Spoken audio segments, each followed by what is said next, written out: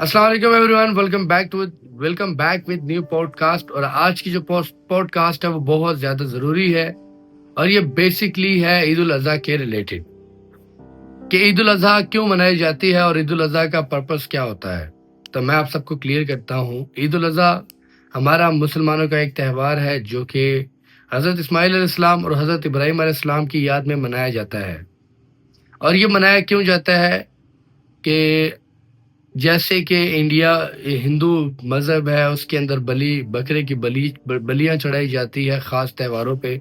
ہمارے پورے سال میں ایک تہوار ہوتا ہے جس میں یہ کیا جاتا ہے. سیکنڈ تھنگ بات آتی ہے کہ ہندو لوگ اس چیز کو برا مانتے ہیں کہ یہ چیز غلط ہے، آپ بے زبان جانوروں کو مارتے ہو. تو ہم ان کو بالکل نہیں مارتے. ہم آج پوائنٹس ٹو پوائنٹس بات کریں گے. آئی ہوپ سو کہ آپ کو میری بات سمجھ ہے اور آپ کو شاید میری بات پسند بھی ہے.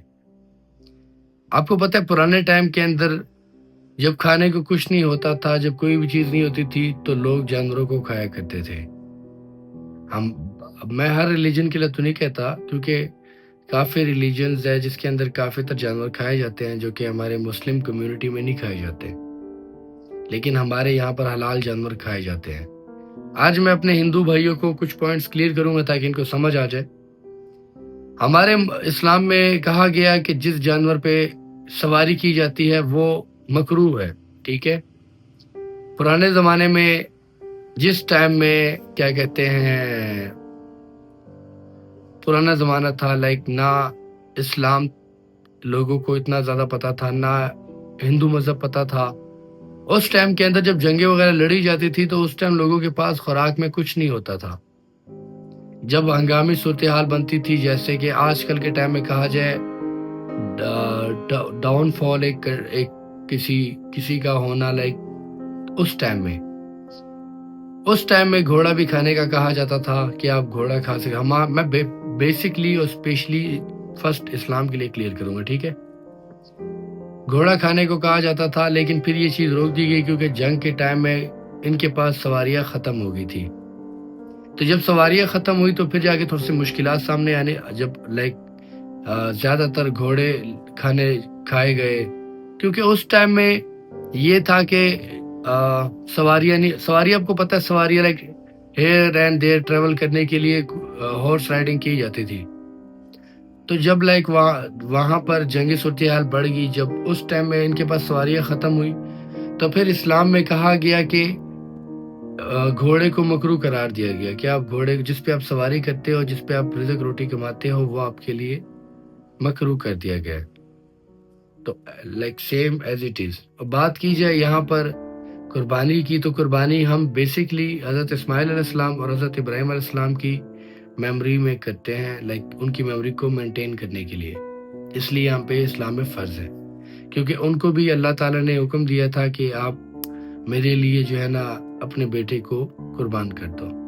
تو انہوں نے قربان کیے بغیر سوچے بغیر سمجھے.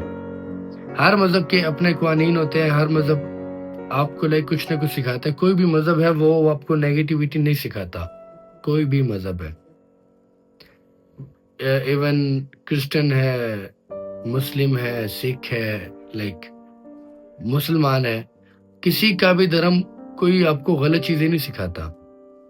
اب میں یہ بات کیوں کہہ رہا ہوں، دیکھو ہم اگر جانوروں کی قربانی دیتے ہیں تو اس کا سب سے بڑا فائدہ ان غریب لوگوں کو ہوتا ہے جو کہ سالوں سال گوشت افورڈ نہیں کر سکتے، اچھا کھانا افورڈ نہیں کر سکتے. قربانی کرنے کا پرپز ہوتا ہے کہ بھائی ہر غریب کو کھانا دیا جائے، ہر غریب کو کچھ نہ کچھ مل جاتا ہے، جس سے ان کو ہفتہ 10 دن کھانے میں آسانی ہوتی ہے، جن میں ان کے ہفتہ 10 دن اچھے گزرتے ہیں. کوئی بھی چیز ہے، اب یہ انڈیا میں کہا جاتا ہے کہ اب میں نے انڈیا میں کچھ نیوز دیکھی جس کے اندر مسلمانوں کو بڑا اس بار تنقید کیا جا رہا ہے کہ بھائی عید الاضحیٰ آپ مناؤ گے لیکن آپ نے گھر کے 4 دیواری میں جانور کاٹنا ہے، باہر خون نہیں آنا چاہیے، یہ وہ. تو یار یہ چیزیں نہیں ہوتی. لائف میں ہر مذہب کو فریڈم دینا چاہیے.